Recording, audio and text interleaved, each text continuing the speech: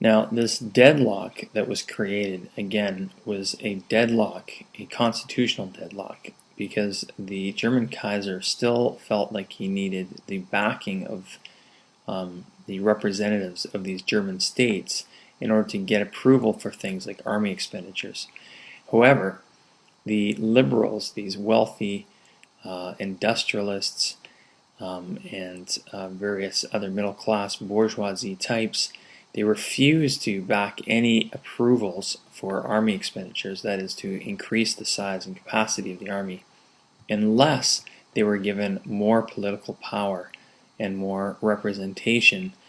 But of course, the landed aristocrats in Germany at the time were called the Junkers.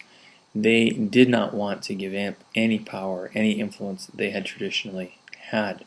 So it created a real crisis of government. Enter Otto von Bismarck.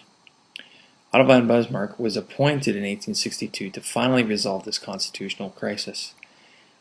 He followed a policy that has been generally since then referred to as realpolitik or real politics.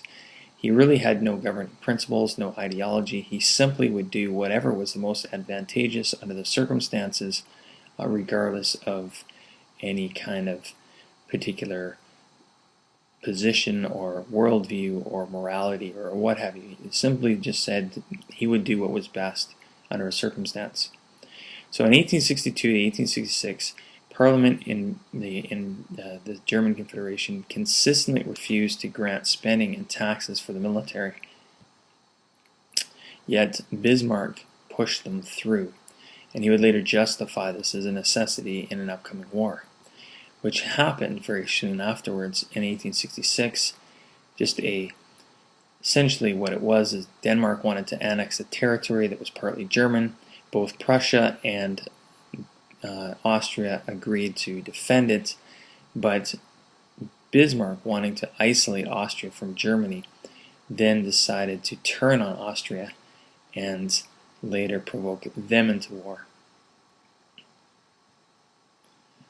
And so this led in 1866 to the 7 Weeks' War, otherwise known as the Austro-Prussian War, and the poorly equipped Austrians were crushed very quickly by the Prussians, who had recently modernized with very efficient both rifles, very efficient use of railways, very efficient use of modern artillery, and simply crushed the rather archaic Austrian army at Sadowa. Now, as a result of this, Prussia was able to annex these territories in Denmark, and it also forced the southern German states into a military alliance on the side of Prussia against Austria. But even though Bismarck's generals wanted to pursue the Austrians and crush them completely, eliminate them as any kind of military force whatsoever, Bismarck resisted this. He did not want, wisely, to make a future enemy of Austria, but rather saw Austria as a potential ally against some of his other rivals in the heart of Europe. And as a result of this war, Bismarck was able to create a new confederation, something called the Northern German Confederation, which would be the forerunner of the modern German state, which was 21 German states essentially dominated by Prussia. And a new constitution was produced, and Bismarck was able to justify ramming through his defense or his military expenditures by saying, look, we've used them, we've won a war, and now basically you can stop your belly aching. This led to some further developments in increasingly unifying Germany economically.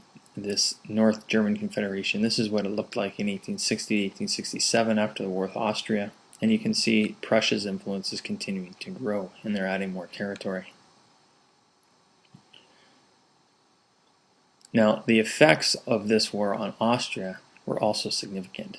A sixth of the Germans were left outside the German Empire, and the Habsburgs themselves were quite weakened.